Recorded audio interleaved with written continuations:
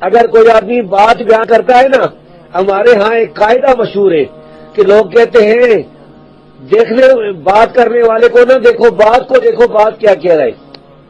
محدثین کہتے ہیں کہ نہیں، بات کو نہ دیکھو، بات کرنے والے کو دیکھو۔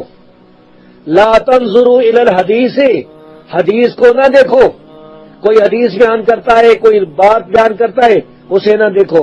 ولکن انظروا الی الاسناد، یہ دیکھو کہ بات کرنے والا کون ہے۔ یہ کیوں فرمایا؟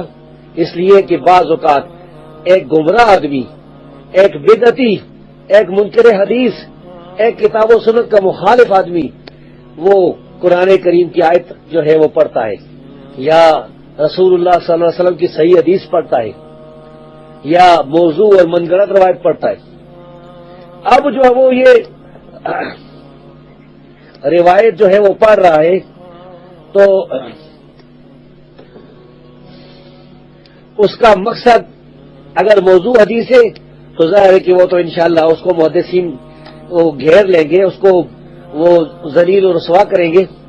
لیکن بعض اوقات وہ قرآن کریم کی آیت پڑھتا ہے، حدیث پڑھتا ہے، صحیح حدیث پڑھتا ہے، تو اس کا مقصد یہ ہوتا ہے کہ لوگوں کو گمراہ کر دے، دھوکے میں ڈال دے۔